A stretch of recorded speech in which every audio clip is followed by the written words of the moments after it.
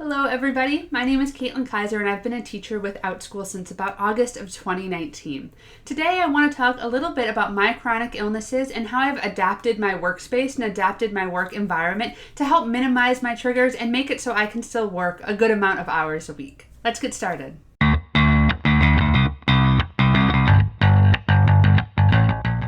Before I tell you my kind of tips for teaching with a chronic illness, I thought it was important just to tell you a little bit about my chronic illnesses and kind of the symptoms that come up from them. So I have a number of different chronic illnesses, and I don't think it's necessary to give you all of the nitty-gritty details on each and every single one of them, but I did want to give you kind of my biggest overarching symptoms and how I handle those in my day-to-day life.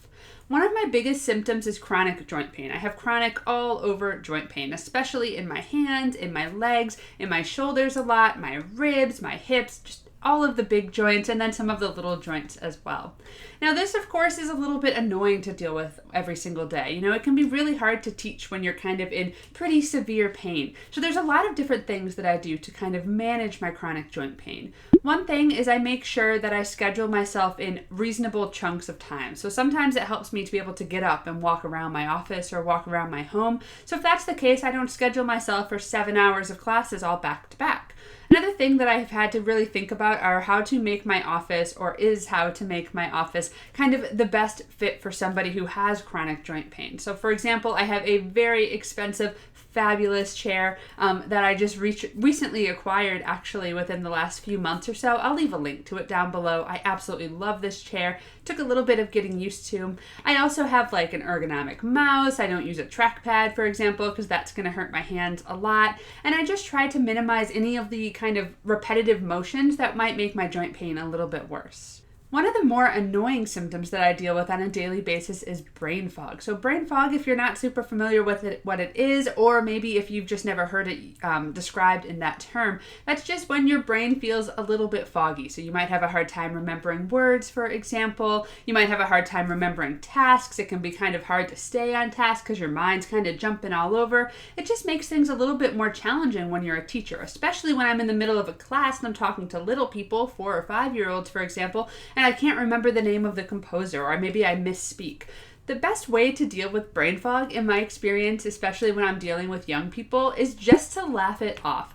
My kids think it's hilarious when I'm just oh, I can't remember the words today, somebody help me. Especially my teenagers. My teenagers love to help me out and love to help me kind of remember the word that I was searching for. My little kids can't usually help me remember the word, but they still think it's pretty funny when I say something like, oh, words are hard and I can't remember it, I'll come back to it in a moment.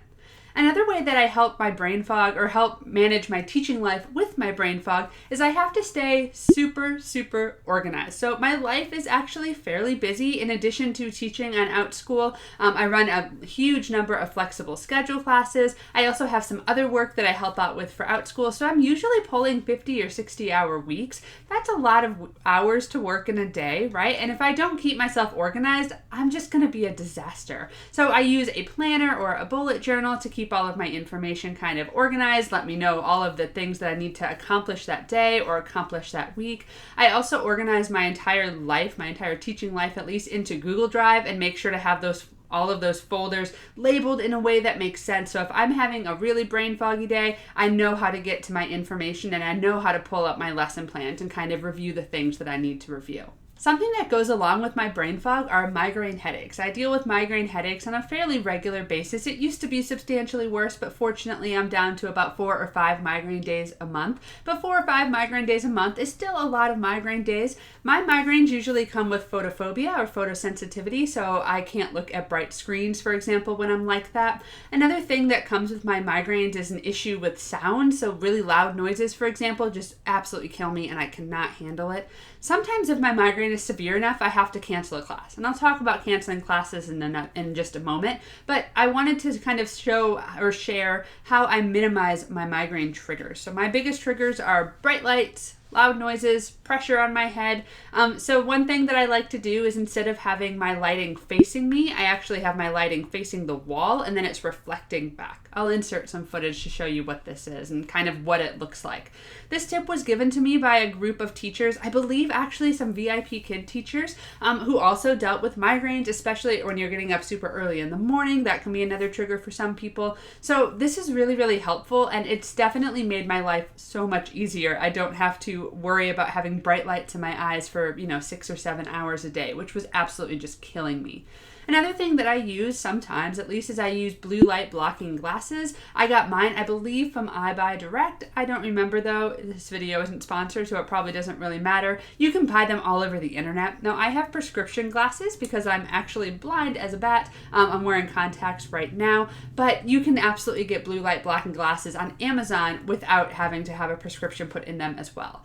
There's kind of some argument up in the air by scientists if this is actually beneficial at all, but in my opinion, it doesn't hurt anything to try to block some of that blue light coming in through your face, so I like to use mine when I have the chance.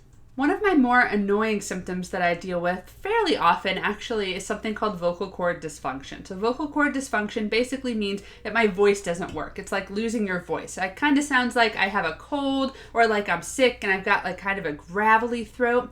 One of the biggest things that contributes to my vocal cord dysfunction is kind of yelling or talking really, really loudly. The other big thing is things like food allergies, which are sometimes a little bit more challenging to avoid. But to help myself with the yelling kind of thing and make sure that I'm not speaking so loudly that I hurt myself all of the time, I have an external microphone. This external microphone has been life-changing. I have a Yeti microphone. I'll link that down below as well, and I highly recommend it. It was an investment. I think that mine cost about $120 or so. So a lot more than just buying kind of a traditional headset, but the audio quality is far superior to a traditional headset. And again, it saves my voice. I can turn the gain or the volume up on my microphone as I'm teaching if my voice is starting to go out, and then I don't have to worry about if my kids can hear me or not. In addition to being able to have that external microphone, I also then don't have to wear a headset on my head. This is super helpful as well with my migraine issues. Having the headset or pressure kind of sitting on my head for any extended period made my migraines a lot worse. So being able to remove those two things from the equation has been super helpful, both for my migraines and my vocal cord dysfunction. Another part of my chronic illnesses includes being dizzy, being lightheaded, and occasionally some syncope. That means that sometimes I pass out. There's not much that I can do kind of in my day-to-day work life that avoids that situation. That's just a neurological condition that I have, and I just deal with that every day, and it's not really that big of a deal, honestly. I've gotten used to it at this point. But what I do is I make sure that I keep up on all of my medications. I make sure that I stay hydrated, which helps my syncope. And the biggest thing I do as far as teaching is concerned is I make sure that I have a plan. So if I feel dizzy right before a class starts, I'm not going to launch my class. I'm going to cancel that class and tell the families that there was an emergency. And I'll talk more about cancellations in just a moment. I'm not going to risk passing out on camera with my students. That would be very, very scary. I also kind of have a plan in place. I've never had to use this plan, fortunately, but if I ever had to lie down while teaching, or if I ever just had a medical emergency while teaching, I would tell my students before it got to the point where it was an actual emergency. I have trigger signs of a syncope episode coming up, so I know if I'm going to pass out. Usually it's not like a one-off, oh no, I've just fallen and I've passed out now. Usually I know when that's going to happen, so if that ever were to happen while I was teaching, I would probably either flip my camera off, tell my students I was going to be back in a moment, or I would probably just end class and say that I'm having a medical emergency and I need to end class, but I will reach out to all of the families later. Parents are usually incredibly understanding about this type of stuff. A lot of parents are also dealing with health issues, so just keep in mind that parents are usually on our side. It's not like some situation where they're going to be mad at you. I imagine most parents would rather that you take care of yourself and make sure that you're okay versus you having an actual true medical emergency while their student is on the other side of the computer. Now that we've gotten through that overview of my own symptoms with my chronic illnesses, I wanted to talk a little bit about scheduling classes, canceling classes, and how I set up my own workspace for success. Scheduling classes is a really complicated topic because it's one of those things where if your chronic illness is like my chronic illness, at least, some days I have fabulous days, some days I have horrific days, and it's really hard to know what that's going to be kind of in advance. One thing that I like to do when I'm scheduling my longer term classes, so I have classes that are 4 weeks long and 9 weeks long, as long as I'm able to do so, I tend to leave an extra week at the end of that class where I don't schedule anything in that slot. So for example, my 9-week classes, if on Wednesdays at 3 p.m. I teach my film music class, I'll schedule the 9 sections of that class, or the 9 meetings of that class, I should say, and then that 10th week, I'm going to leave that 3 o'clock block free. Sometimes I might even leave 2 weeks free, depending on the time of year, because my symptoms get worse depending on the time of year. What this allows is it allows you the opportunity and the ability to easily add an extra class at the end of your scheduled classes. So if you have to cancel week 3, you can just add a class then into week 10, and that will act as your makeup class. Most parents are very, very happy and very willing to accommodate this. They're, happy to extend the class a week, we could say, is really what it is, to make sure that their student gets all of the different materials. Now, when I have to do this, which I've done it a number of times, actually, especially with my 9-week classes, because 9-week classes, at least for me, have a higher risk of needing a class to be canceled due to my chronic illnesses kind of acting up or flaring up. What I usually do is I send the parents a message, I let them know what's going on, and I tell them, I'm going to extend the class a week, so now we will end on this date instead of this date. Is that okay with you? You want to make sure it's okay with the families. Some families are very, very scheduled, and they might not be able to make that class anymore because maybe they have a new class that's starting up.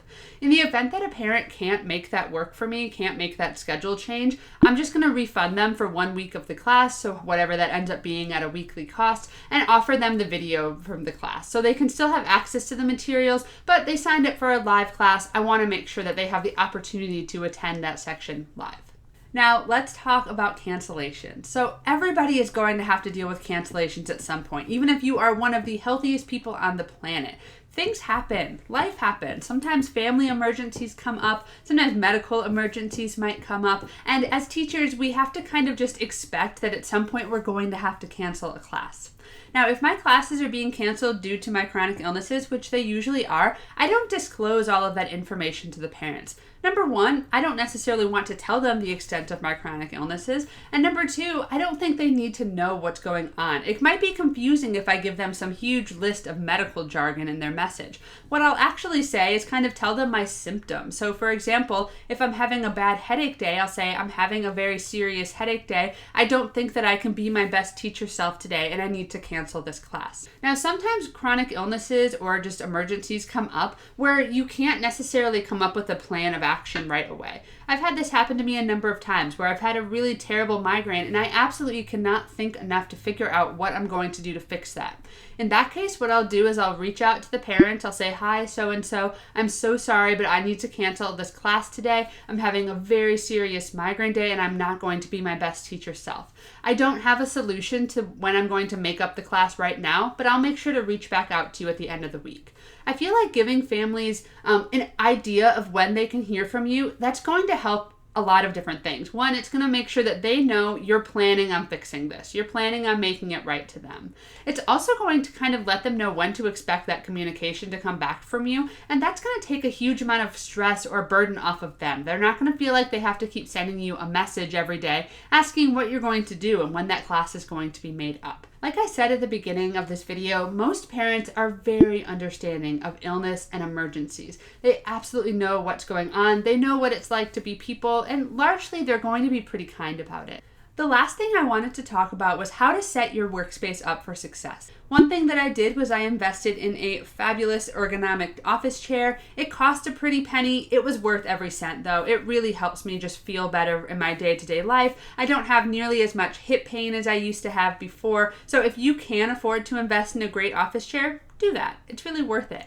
Now, if you're somebody who stands when you teach, probably don't invest in a super expensive office chair, but you could still invest in a really nice anti-fatigue floor mat and maybe a nice pair of sneakers to wear as you teach. One other thing to consider as you put your office together is what things do you need on a daily basis? So for me, I keep all of my medications in my office. Anything that I might need quickly while I'm teaching a class, or maybe if I only have a few minutes between class, I keep all of those under my computer. This is super helpful. I don't have to worry about going and finding my Imitrex, my migraine medication, for example. It's all right there. It makes it so I feel comfortable. And if you don't have tons of anxiety around getting your medication in time, it's going to make everything just feel a little bit better and make you feel a little bit more comfortable. Another thing that I do in my office, because I have just enough space for it, is I've put up a chair, like a cozy, comfy chair that is not my office chair. And sometimes if I only have 20 minutes between classes and I feel like I just need to close my eyes, instead of walking back into my bedroom where I'm very likely to fall asleep if I lay back in bed, I can just kind of relax in that chair. It's a really nice way